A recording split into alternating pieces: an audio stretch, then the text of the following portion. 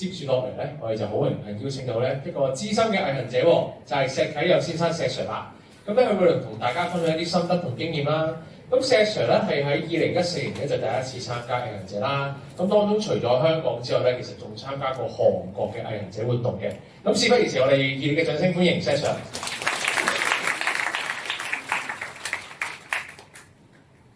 好大家好啊，咁夠聲。你開問題係咪？好，大家好啊！咁我係石 Sir，好高興咧可以今日嚟到同大家分享。咁咧我係一個3項鐵人教練，係啦。咁我係主要其實我以前咧2014年之前咧主要做3鐵嘅訓練啦。咁14年咧因為機緣巧合咧就教咗2個冠軍嘅毅行者就踩單車，咁機緣巧合我就開始跑山。係啦，咁大家見到有啲單車相啦，有啲敏儀啱啱出道咧。如果有人識敏儀啱出道嗰時候，我同佢玩過比賽啦。佢細個嗰陣時，而家我跟唔到啦。係啦，咁我香港毅行者玩過5次嘅，最快嗰次18個幾鐘啦，唔算好快，正正常常。咁咧韓國毅行者我都玩過2次嘅，有一次係攞冠軍嘅。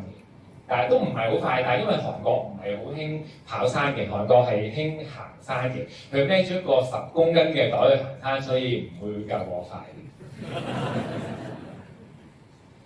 係啦，咁除咗玩毅行者咧，我有玩唔同嘅比賽嘅，有去過撒哈拉啦，有玩過啲 UTMB 嘅系列賽啦，咁都有跑6大馬嘅，差唔多跑晒2個禮拜後要跑悉尼馬第7大。係啦，今日咧我嚟主要咧係分享訓練事項啦，同埋supporter 嘅事項嘅。咁我知大家都坐咗好耐啊，今日咧都帶啲小禮物嚟咧，鼓勵大家多啲參與㗎。係啦，咁都問下啦，大家訓練成點啊？最長嗰個跑幾多 K 啊？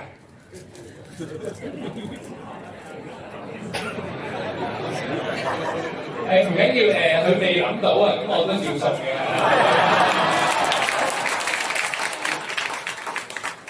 最長嗰個跑幾 K 啊？哦，40零 K 係啦，呢個號碼布嚟嘅，號碼布球加油係啦。最長跑40零 K，呢個同學仔未諗到係啦，咁你再諗下先。最長跑幾 K 啊？哇，都40 K 係啦，呢個號碼布球嚟嘅，係咁易係啦。問下嗰邊先，唔係話我唔公平啊，係啦。呢個識得嘅唔問啦，呢個係呢個識得嘅係啦，唔問啦呢個係啦。最長跑幾 K 啊？哇，45 K 喎！你哋都佢哋同我講話好多新手嘅喎，我咁樣會嚇親我嘅喎，咁樣係啦，咁我繼續啦。係啦，咁我係咁意咧做咗個課表俾個新手嘅，咁呢個課表咧其實你唔使咁擔心嘅，我要講俾你聽點解嘅。咁咧你見到咧開頭嗰啲咧有啲第3段啦、第4段啦、7、8段啦、1、2段啦、4、6段啦。咁其實咧如果你係新手嘅話咧，你開始練咧，其實你應該咧熟習咗成條麥徑嘅路段先，咁係分段去試啦，係啊，即係慢慢去適應啦。咁當你試熟咗條路啦。係啦，試熟晒條路啦，咁可能你咧可以試下下一個夜山。咁點解呢個夜山咧，我唔講行邊一段啊？今次送下手袖先，有冇人想答？嗰邊有個舉手，係啦，幫我遞咪俾佢啦。送埋個禮物俾佢啦，送個手袖俾佢。咁啊，練翻夜晚頂瞓覺。係咁但係點解我唔寫練邊段咧？係啦，有冇人再舉手？嗰邊有，咁我嚟。係啦，點解我唔寫練邊段啊？冇問題。係啦，點解我唔講寫練邊一段啊？因為段段都唔同，都答得好好，但係唔係我最想要嘅答案。俾我咧再去攞禮物先，係啦。有咩啦？今次送下水樽先，係啦，要照顧下側邊嘅朋友，係啦，嗰邊有個舉手，係啦，點解我唔寫練邊段啊？係咪有舉手啊？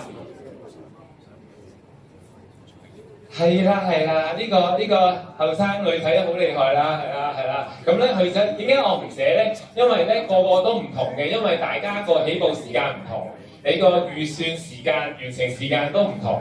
咁咧所以你行夜山嗰段咧，你應該估計翻你到時比賽嗰陣時。係啦，咁你應該大概會行邊段夜山嘅，咁你應該去練。咁同埋點解我唔一開頭就叫你去練夜山啊？點解？點解唔第一課就去練啊？咁鬼熱。係啦，嗰邊蕩失路啊！係啦，驚蕩失路。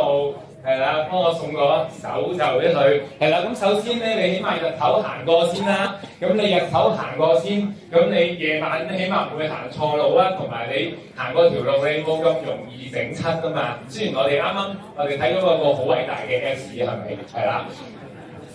係啦，咁嗱嚟到後面啦，咁開始氣喐啦，咁開始咧要操下啲長課啦。咁點解我寫2個禮拜啊？係咪2個禮拜都行長課啊？係啦，係咪2個禮拜都行長課啊？係咪啊？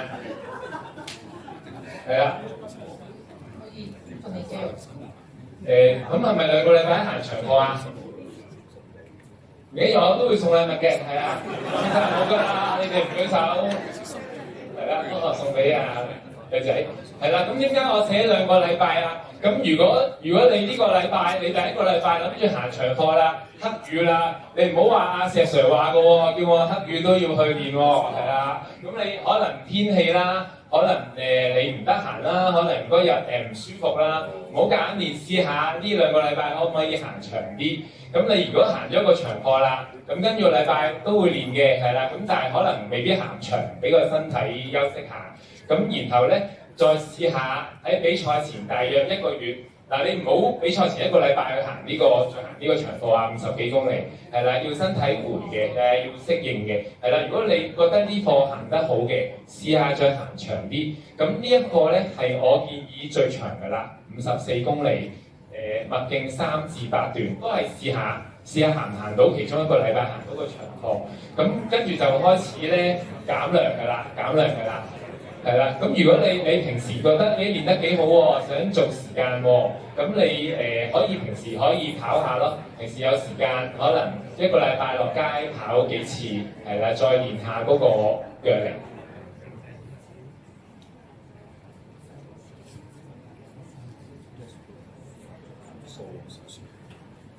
幫翻手。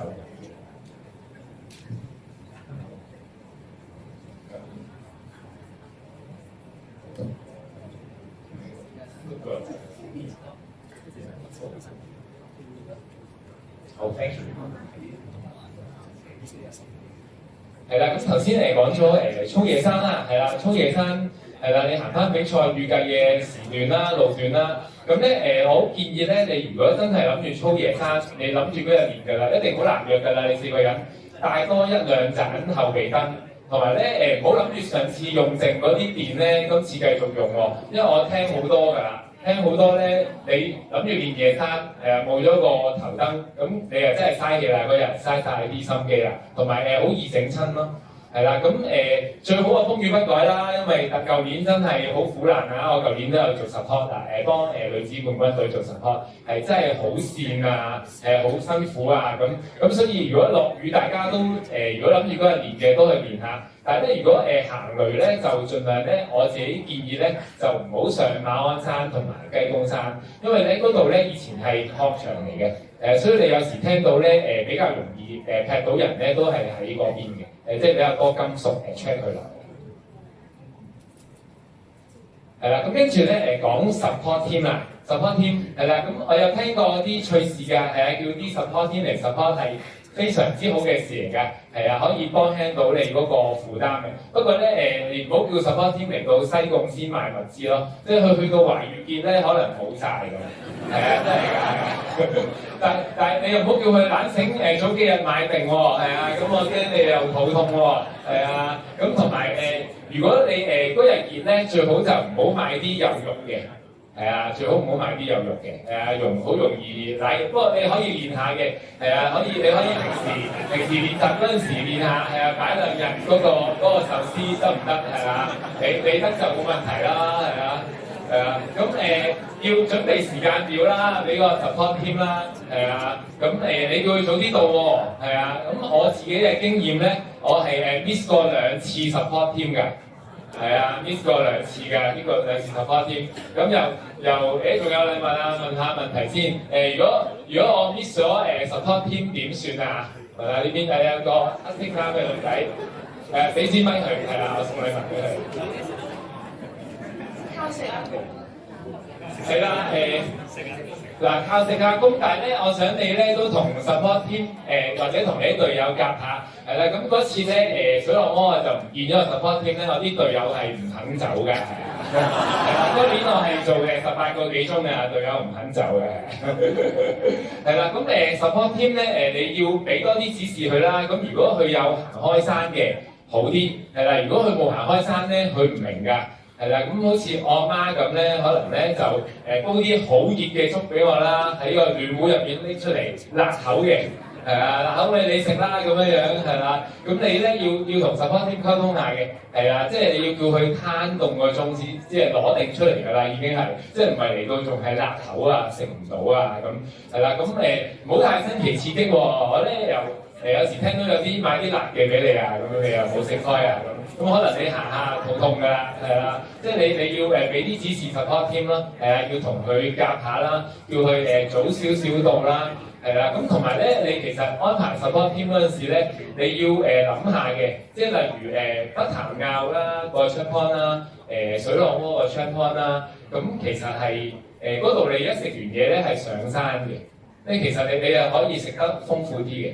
但係如果你大帽山 check point 你食飽咧，跟住都幾多跑落去嘅路段，咁可能你就會頂住咯。即係可能你大帽山可能係可以食啲粥啦。你如果水落窩嗰邊你中意嘅，可能食個飯啦，我諗都得嘅。但係你梗係要試下先啦，平時。係啦，咁比賽當日啦，係啦，咁咧頭先聽咗好多好嘅建議啦，我哋有足弓調姿啦，係啦，咁你唔好比賽嗰日先試喎，係啊，你平時已經試咗喎，試下邊一個啱自己啊，鞋嗰度邊對好啲啊，咁你唔好比賽之前嗰日，我真係好擔心或者出咗對新鞋好想試啊，咁好多時咧都會有水泡㗎，因為隻腳唔適應。仲要襪咯，如果突然間換咗襪咧，好易出水泡嘅，係啊，咁你要試好晒啦。咁你咧如果我建議咧頭半段咧因為通常都好熱嘅，咁咧我就唔建議你食太多 gel 啦，啲酸性嘅食物啦，你好易反胃同埋gel 應該係你食唔落嘢啦，或者你真係好飽嗰陣時先食嘅，即係唔係當你一個基本食物咯。咁如果你食得太多酸嘢或者飲得太多酸嘢，例如可樂啦嗰啲啦，咁你如果你得嘅，可以試下飲翻啲鹼性嘅嘢去中和佢啦，例如維他奶啊，或者你平時飲慣嘅豆漿啊，咁你可以試下。咁水有幾重啊？睇下仲冇禮物先。仲有個水壺。問下問題先，我想問我哋起步跑到第一個有水站嘅地方，大約係幾多 K 啊？我應該近啲啊，我開始攰啦，係啦，好多水樽俾你，加油！係啦，咁咧嗱，你要諗下喎，我咧試過見過有個學生咧孭4公升水準備起步喎。咁我咁啱撞到佢啦，好彩我嗰日比賽，係啦，我話咦你帶幾多水啊？佢孭咗4公升水，跟住我話咦你知唔知東壩已經有 check point 有水㗎啦？咁樣，佢又唔知咯。咁我哋叫佢攞啲水去淋花先，然後先起步，係啦，冇周圍倒唔環保嘛，係啊，唔環保，係啦，咁所以咧其實水係最重嘅，但係帶得太少又唔得，係啦，咁所以你就要好好咁樣規劃下。你每一段大概要行幾多 K， 行幾耐先到下一個水站，係啦，咁就帶適當嘅水，尤其是起步咧去東壩嗰段正常嘅1個鐘啦、2個鐘啦，唔會太耐嘅，係啊，咁所以就肯定唔使帶4公升水去起步。咁仲有一個啦，比賽停幾耐啦？咁咧我自己嘅心得咧就係、你頭段有氣有力嗰陣時咧，就唔好停咁耐，因為你計下數咧，9個 check point 係啦。如果你每個 check point 停10分鐘咧，都停咗成個幾2個鐘㗎啦，係啊。咁所以你頭段有氣有力咧，就千祈唔好坐低，你一坐低咧，你就好想坐㗎。通常可能坐10至15分鐘咧，你都唔想走嘅。咁你頭段有氣有力嘅，攞咗嘢食，飆咗水，係啦，咁就行啦，係啦。咁嚟到留翻後半段，你開始攰啦，可能獅子亭啊或者基維爾營啊嗰度有啖好食啊嘛，有啖好食咧喺嗰度食多啲嘢，唞多陣，然後先繼續行，係啦，後半段嗰陣時。係啦，咁我嘅經驗咧就係咧，我年年都好想去基維爾咧，以前基維爾營有嗰啲燒賣啊，有紅福堂嘅，不過我年年去咧都係未開門嘅都係。唔關我事啊，佢真係好晏先開嘅，就算佢寫開6點咧，我去到6點佢都未喺度㗎，佢都唔關我事啊。係啦，咁跟住講一下咧，毅行者同其他比賽有咩分別？分別咧就係毅行者係玩 team 嘅，係計你最慢嗰個嘅時間嘅。你每個 CP 要4個一齊過嘅，咁所以咧你嘅比賽咧唔係諗下自己跑得幾快，係諗下點樣帶動第4人，係啦，最快可以翻到終點。係啦，咁我自己玩咁多年咧，一定有㗎啦。咁咧最快一個咧，成日都自己走咗去㗎，係啊。咁但係其實你自己走咗去咧，對你做時間係冇幫助。係啊，你一定要幫下最辛苦嗰個，幫佢孭下水，推下佢，鼓勵下佢，俾少少壓力佢，因為你一走咗去咧，佢就喺後邊偷懶㗎啦。係啊，所以你要一路俾壓力佢喺後邊鼓勵佢。係啦，咁但係support team 唔好推啊！ support team 唔好幫手推啊！而家科技好先進㗎啦，全部都 cam 嚟㗎，係啊，俾人影到係啦，一陣係啦嗰邊加時間啊嗰啲就唔好啦。